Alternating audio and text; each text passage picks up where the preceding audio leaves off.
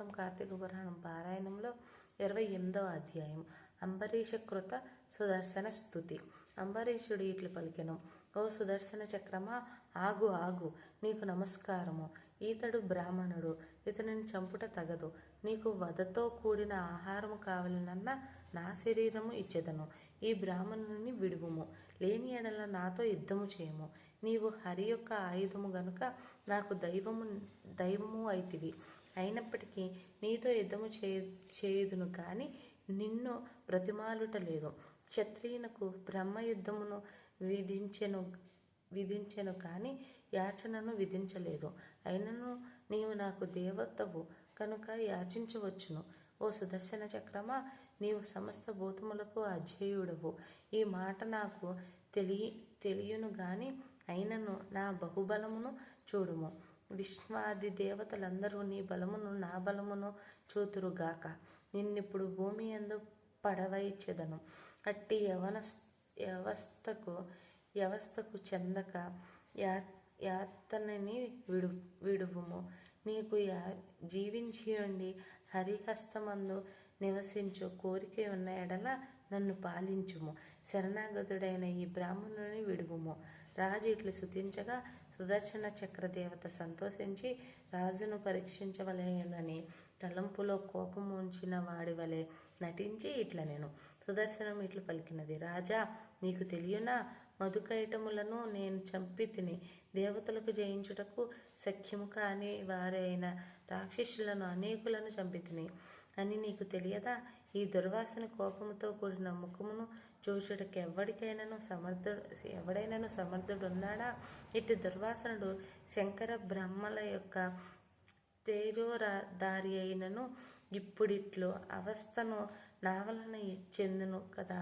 శంకరుని వలన క్షత్రియ సంహారకారకమైన తేజస్సు సంభవించి నది ఆ బ్రాహ్మ తేజస్సు నాకంటే అధికము కాదు.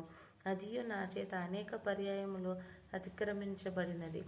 క్షత్రియ తేజోవంతుడైన నీవు నాతో యుద్ధమునకట్లు సమర్థుడవగుదువు. బ్రహ్మ శంకరుల 2 తేజస్సు నాకు చాలనివై ఉన్నవి. రాజా, క్షేమము కోరినవాడు బలవంతునితో స్నేహము చేయవలెను. ఇట్లు న్యాయముండగా నీవు మూర్ఖత్వమున లభించి నాతో యుద్ధమునకు సన్నద్ధుడవైందుకైతివి. నీవు హరిభక్తుడి వలె నేను నిన్ను ఇంతవరకు సహించితిని కాబట్టి నీవు దూరముగా పొమ్ము. ప్రాణములను వృధాగా పోగొట్టుకొనుకుము. ఇట్లు సుదర్శన చక్రవాక్యమును విని అంబరీషుడు కల్లెర్ర చేసి సుదర్శన చక్రముతో ఇట్ల నేను అంబరీషుడు ఇట్ల నేను సుదర్శన చక్రమా, నీవు నా దేవునకు ఆయుధమైతివని నిన్ను బాణము చేత 100 ఖండములుగా కొట్టలేదు. నీవు క్షత్రియ చర్మము అవలంబించి నాతో మాట్లాడుచున్నావు కనుక ఇక ముందు నీకు గర్వముండబోదు. నీ గర్వమును నశింపచేయు బాణములు నా హస్తమందున్నవి. నేను బ్రాహ్మణులందును దేవతలందును స్త్రీలయందును జ్ఞాతులందును గోవులందును బాణములను వదలను. నీవు క్రూరుడవైనను దేవుడవగుటో చేత ఇంతవరకు ఉపేక్షించితిని. నీవు దేవత్వమును వదులుకొని క్షత్రియత్వముతో కూడి నాయందు నిలిచి అగ్నితో సమానమైన వేడిగల నా బాణములను సహించుము చూతుము. ఇట్లని అంబరీషుడు 24 బాణములను సుదర్శన చక్ర పాదముల మీద వదిలెను. ఇట్లు క్షౌత్ర పౌరుషముతో కూడిన రాజును చూచి సుదర్శనుడు నవ్వుచు ఇట్లనియే సుదర్శనుడు ఇట్లు పలికెను: రాజా, నీ సంరక్షణ నిమిత్తమే హరి నన్ను పంపినాడు.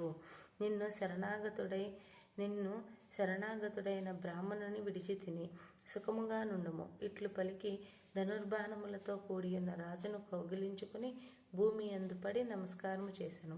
ఓ అగస్య, రాజు అలా వేదుడైన సుదర్శన చక్రస్థ పురుషునితో చక్రముతో ఇట్లనియే: సంసార వంధ్యమును సంహరించెడు పురుగునైనా నేనెక్కడ హరి యొక్క హస్తమందు ప్రకాశించేది నీవెక్కడ? ఇట్లు తెలిసియో నీతో యుద్ధమునకు సన్నద్ధుడనైన నా తప్పును క్షమించుము. నేను నిన్ను తిరస్కరించి విజృంభించి యుద్ధమునకు సిద్ధపడితిని. క్రూరమునైన నా క్షత్రియ స్వభావం ఇట్లు చేసినది కనుక క్షమించుము. ఇట్లు శుక్లపక్షము, పగలు, యుద్ధబుద్ధి, మకరమాసము, మాఘమాసము ఇట్టి పుణ్యకాలముందు నా దేవుడైన నీ వలన మృతిని గోరియే యుద్ధమునకు వచ్చి తిని. భగవద్గీత యందు ఇట్లు కలదు. ఉత్తరాయణమందు శుక్లపక్షమందు పగలు మృతి నొందిన వారు అచ్చిరాది మార్గమున పోయి బ్రహ్మపదమున చేరుదురు. ఉత్తరాయణమందు శుక్లపక్షమందు పగలు మృతి నొందిన వారు అచ్చిరాది మార్గమున పోయి బ్రహ్మపదమును చేరుదురు. కార్తీక శుక్ల ద్వాదశి నాడు వెళ్ళిన దుర్వాసనుడు మాఘమాసమునకు తిరిగి వచ్చెను. సుమారు 3 మాసాలకు అంబరీషుని చేరినాడు. జ్వాలల చేత భయంకరమును దేవదానవుల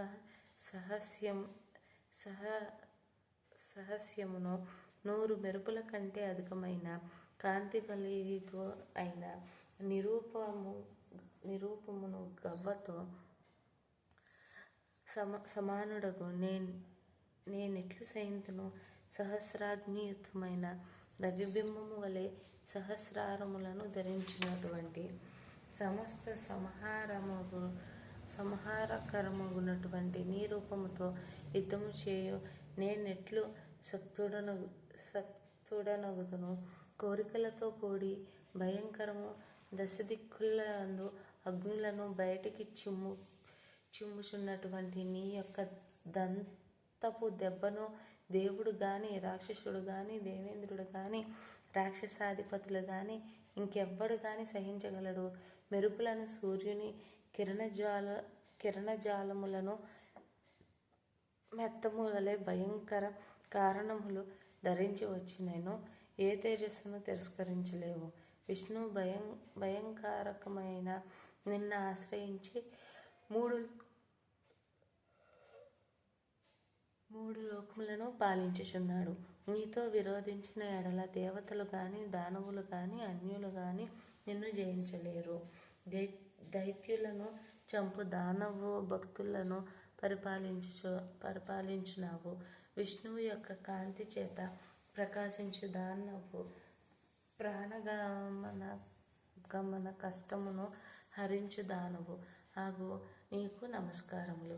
ఇట్లు స్తుతించి భూమి అన్న నమస్కారము చేయుచున్న రాజును లేవదీసి నీకు క్షేమమగుగాక అని సుదర్శనుడు పలికెను. ఈ సుదర్శన చక్ర స్తోత్రమును 3 కాలములందు పఠించువాడు ఆపదల నుండి విముక్తుడై చిరతర సుఖములను బోధించును. కలియుగమంది అధ్యాయమును ఒకమారైనను వినువారు అనేక భోగములను పొంది అంతమందు మోక్షమును పొందుదురు. నా జీవితంలో నేను ఇదే ఫస్ట్ టైం ఈ సుదర్శన చక్ర స్తోత్రాన్ని వినడం. దేవుడు నాకు, నాతో పాటు వింటున్న మీ అందరికీ కూడా నిజంగానే అట్టి భోగాలన్నిటినీ కలిగించి భూమి మీద చివరిగా మమ్మల్ని అందరికీ మోక్షాన్ని ఇవ్వాలని కోరుకుంటూ ఇంతటితో కార్తీక పురాణం పారాయణం 28వ అధ్యాయం